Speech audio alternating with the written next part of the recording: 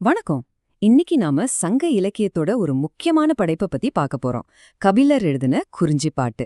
இது வெறும் ஒரு கவிதை இல்லைங்க, அதுக்கு மேல ஒரு செம்மையான கதை. சரி, வாங்க கதைக்குள்ள போலாம். இந்த கேள்விதான் இந்த கதையோட மையப்புள்ளியே.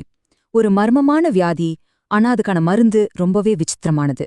யோசிச்சு பாருங்க, ஒரு கதை எப்படி ஒரு பொண்ணோட உயிரையே காப்பாத்த முடியும்? வாங்க பார்க்கலாம். கதை ஆரம்பிக்கிறதே ஒரு பெரிய நெருக்கடியில தான். ஒரு அம்மா தன்னோட பொண்ணு கண்ணு முன்னாடியே காரணம் தெரியாம இளைச்சு போறத பாக்குறாங்க. அவளை எப்படியாவது காப்பாத்திரணும்னு எல்லாத்தையும் முயற்சி பண்றாங்க. குறி சொல்றவங்கள பாக்குறாங்க, சாமியை கும்பிடுறாங்க, படையல் போடுறாங்க, நல்ல வாசனை புகையெல்லாம் காட்டுறாங்க. ஆனா அவங்க செய்யற ஒவ்வொன்னும் அவங்களோட குழப்பத்தை தான் அதிகமாக்குதே தவிர பொண்ணோட உடம்புல ஒரு சின்ன முன்னேற்றம் கூட இல்ல. இங்கதான் கதையில ஒரு சூப்பரான ட்விஸ்ட் வருது. அந்த பொண்ணோட அம்மாவுக்கு தெரியாத ஒரு உண்மை அவளோட உசிர்த்து தோழிக்கு மட்டும் தெரிஞ்சிருக்கு. அது என்னன்னா, அவளுக்கு வந்தது சாபமும் இல்ல, நோயும் இல்ல, அது காதல் நோய். சரி, இப்ப இந்த தோழி என்ன பண்றா தெரியுமா? ஒரு செம்ம பிளான் போடுறா. ஆனா இது ஏதோ காதல ரகசியம் சொல்ற மாதிரி கிசுகிசு இல்ல. இது நம்ம பண்பாட்டோட சம்பந்தப்பட்ட ஒரு முறையான விஷயம்.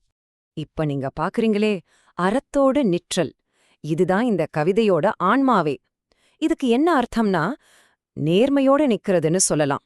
அதாவது ஒரு ரகசிய காதல முறையா வீட்ல சொல்லி 2 பேரையும் சேர்த்து வைக்கிற ஒரு வழிமுறை. இதுல காதலையும் காப்பாத்தணும், குடும்ப மானத்தையும் காப்பாத்தணும். சோ இதோட ஸ்டெப்ஸ் ரொம்ப சிம்பிள். முதல்ல தலைவி காதல் நோயால கஷ்டப்படுறா.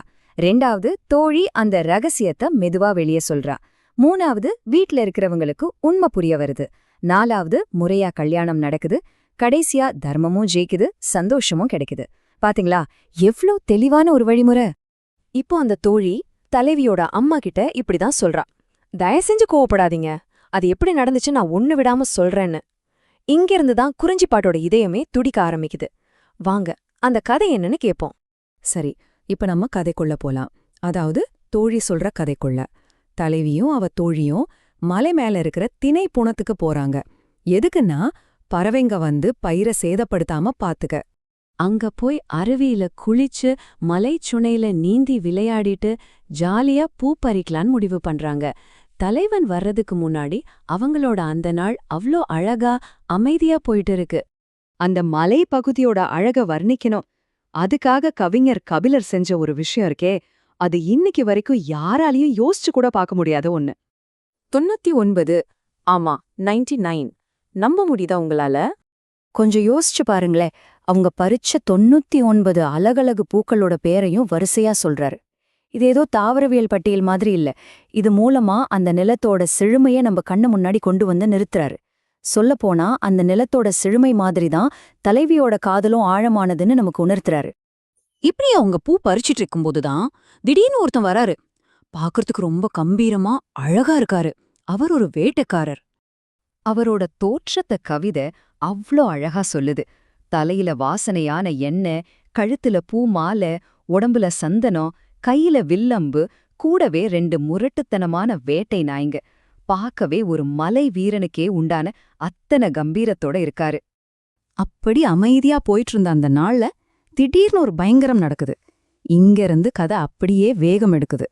யாரோ அடிச்ச அம்புல காயம்பட்ட ஒரு மதம் பிடிச்ச யானை, கவிஞர் சொல்றாரு, சாவே நேர்ல வர்ற மாதிரி அவங்கள நோக்கி பாஞ்சு வருது. அந்த ஒரு வரியே போதும் அவங்க எவ்ளோ பயந்து போயிருப்பாங்கன்னு புரிஞ்சுக்க. அந்த நேரத்துல அவங்களுக்கு வெட்கம், கூச்சம், கட்டுப்பாடு இது எதுவுமே ஞாபகத்துல இல்ல. உயிர் பிழைக்கணும். அதுக்காக கொஞ்ச நேரத்துக்கு முன்னாடி வரைக்கும் அந்நியனா தெரிஞ்ச அந்த வேட்டைக்காரர்கிட்ட ஓடி போய் அடைக்கலம் தேடுறாங்க. அந்த ஹீரோவும் உடனே தன்னோட வில்லை எடுத்து ஒரே அம்புல அந்த யானைய வீழ்த்திடுறாரு. அவ்வளவுதான். அந்த ஒரு நொடியில அவங்க 2 பேருக்கும் இருந்த தூரம் மறைஞ்சு போகுது. பயத்துக்கு பதிலா நன்றி வருது. அந்த நன்றியே ஒரு ஆழமான பிணைப்பா மாறுது. இப்போ தோழி அந்த ஃபிளாஷ்பேக்க முடிச்சிட்டு மறுபடியும் இப்போ நடக்கிற விஷயத்துக்கு வரா. மலையில நடந்த அந்த காதல் கதைக்கும் இப்போ தலைவி இப்படி படுத்த படுக்கையா இருக்கிறதுக்கும் என்ன சம்பந்தம்னு சொல்ல ஆரம்பிக்கிறா. அவங்க காதலிச்சாங்க. அவனும் அவள கல்யாணம் பண்ணிக்கிறேன்னு சத்தியம் பண்ணிட்டான். எல்லாம் சரியாதானே இருக்கு. அப்புறம் ஏன் அவ இன்னும் இப்படி இளைச்சு போறா? இதுதான் இங்க முக்கியமான கேள்வி. ஏன்னா ஒவ்வொரு ராத்திரியும் தலைவன் அவளை பார்க்க வர்ற வழி இருக்கே, அப்பா அப்பா, புலி, கரடி, விஷப்பாம்பு, வழுக்குப்பாறை, மதம் பிடிச்ச யானைங்க, பேய் பிசாசு, திருடங்கன்னு இப்படி ஏகப்பட்ட ஆபத்து நிறைஞ்சது. அவன் ஒவ்வொரு நாளும் தான் உயிரை பணயம் வச்சுதான் அவளை பார்க்க வர்றான். இங்கதான் தோழி விஷயத்த ஒடிக்கிறா. அவளோட இந்த நோய்க்கு காரணம் அவன் தன்னை ஏமாட்டிட்டான்ற கவலையே இல்ல. ஒவ்வொரு ராத்திரி அவனை பார்க்க வர்ற வழியில அவனுக்கு ஏதாவது ஆயிடுமோன்ற பயம். அந்த பயம்தான் அவளை இப்படி உருக்குது. இது அவளோட காதலோட ஆழத்தை காட்டுது. இப்போ தோழி தன்னோட கதைய சொல்லி முடிச்சிட்டா. காதலையும் வீரத்தையும் அறத்தையும் கலந்து ஒரு காவியத்தையும் அம்மா முன்னாடி வச்சிட்டா. இதுக்கு ஒரே தீர்வு அவங்க கல்யாணம் மட்டும்தான். இவ்ளோ அழகான ஆழமான ஒரு காதல் கதையை கேட்டதுக்கு அப்புறம் எந்த அம்மாவாவது கல்யாணத்துக்கு மறுப்பு சொல்ல முடியுமா? நீங்களே சொல்லுங்க.